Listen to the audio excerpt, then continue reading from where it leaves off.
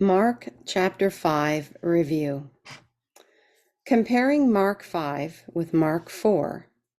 Mark 4 shows how Jesus responded to the nation of Israel rejecting his offer of the physical, earthly kingdom in chapter 3. Mark 5 is the new way, the new age, called the mystery kingdom, because it was not known about in the Old Testament scriptures.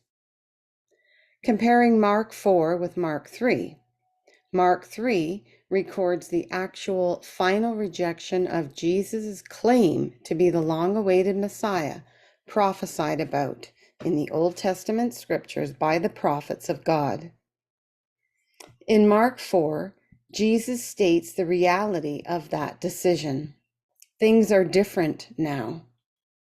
Jesus' mission is no longer for getting the nation of Israel to accept his claim, but it now is open for any and all on an individual basis. Jesus starts off this new way by saying it is no longer a come and see strategy, but go and tell. He uses the parable of the sower to explain this new mystery kingdom. In Mark 5, it is ironic how the first miracle Jesus did under the new way was casting out a massive legion of demons from one man. Jesus was accused of being demon-possessed by the Jewish leaders, the Pharisees, the Sadducees, and the scribes, and therefore rejected as the long-awaited Messiah. This demonstrates Jesus has authority over the demons as opposed to the demons controlling and using him. In Mark 5, verses 1 to 20, we learn about a chaotic situation. A demon-possessed man with a legion, which is somewhere between 3,000 and 6,000 demons. This man was hurting himself and screaming.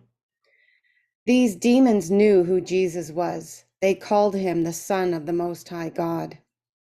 In Genesis 3, when God spoke his judgment upon the world, because Adam ate of the tree he was told not to eat of, Satan was there too. Satan heard what God said he would do. God said he would send the seed of the woman, and he would put enmity between Satan and the woman, and between Satan's offspring and hers. Symbolically, woman represents a religious entity. Here, woman is referring to Israel.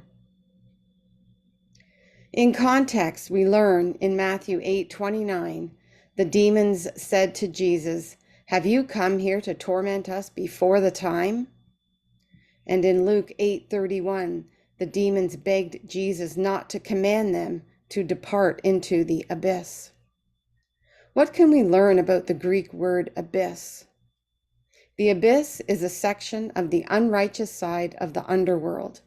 It is a holding place for fallen angels/demons until the lake of fire. Revelation 20, verses 13 and 14. God will use these demons during the second half of the tribulation to pour out his wrath. Revelation 9, 2 and 3.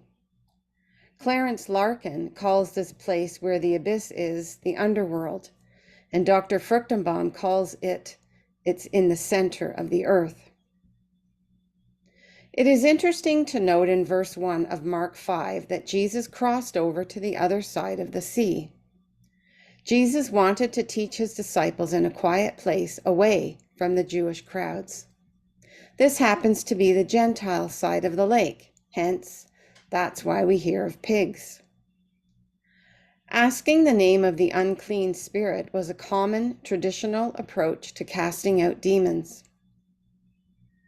We learn that the demons need a body to operate in. They asked Jesus to send them into the nearby herd of swine feeding. It's kind of funny to read the pigs were smarter than man. They rushed down the deep bank into the sea and drowned themselves. They would rather die than be controlled by demons. The pigs had a higher ethical standard than man.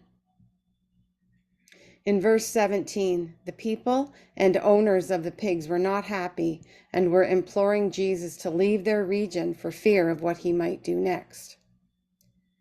The newly healed demon-possessed man was imploring Jesus to go with him, but Jesus didn't let him and told him instead to go report to his people what mercy and great things the Lord had done for him. Now the Jews were told to tell no one when Jesus did a miracle. Now his ministry to the Jews was private and was not for the masses to see and hear because they rejected him. Now it is on an individual basis with faith. As opposed to Jesus' approach with the Gentiles, go and tell everyone what miracles he has done. Jesus went to Decapolis next, a union of 10 Greek-speaking Gentile cities, to spread the good news. In the future, we will see the results of the success of the healing of this demon-possessed man. He was told by Jesus to tell friends and family, and the feeding of the 4,000 is proof that he did tell many. Jesus crossed back to the Jewish side of the Sea of Galilee. Jairus, a synagogue official, saw him and fell at his feet, imploring him to heal his dying 12-year-old daughter. He obviously believed Jesus could heal her. Again, at this point in Jesus' ministry, as a result of the rejection of the messiahship of Jesus, he is only doing miracles for Jewish individuals on the basis of faith. Before, no faith was required, and it was not on an individual basis, but nationally for the nation of Israel. Whenever we read nation in the Bible, it is referring to the nation of Israel, as opposed to when we read nations, plural, that's referring to the Gentiles. Jesus started off walking with Jairus toward his house where his dying daughter was, and Jesus felt power go out of him. He stopped and said, "Who touched me?" Immediately, the woman with the issue of blood for 12 years was healed. The disciples around him were surprised Jesus would ask that, who touched him, because there was so many people crowding in and around him.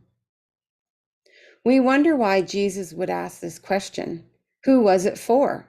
Not himself. He is God and knows everything. Maybe it was for his disciples and us to believe on an individual basis. Jesus tells the woman her faith made her well, not her touching his garment. During this encounter or delay, they learn the 12-year-old daughter of Jairus died. Jairus was afraid, and Jesus said to him, "Do not be afraid any longer, only believe." Jesus went with Jairus and only took Peter, James, and John to the 12-year-old and healed her. Jesus put everyone else out of the house because his miracles were not for the public anymore since he was rejected. Jesus gave strict orders to the parents and daughter, saying no one should know what he did. And he said, "Give her something to eat." We can learn many things about Jesus. He was mocked and ridiculed, laughed at, and they didn't believe him. Yet he loved them and had mercy and grace on them. We too can learn to love our neighbors by demonstrating a quiet confidence in the Lord, by loving and caring for others. Yes, it will cost us something, but not like it cost Jesus. And we have everything to gain. Until next week, may the Lord continue to bless you and use you for his purposes.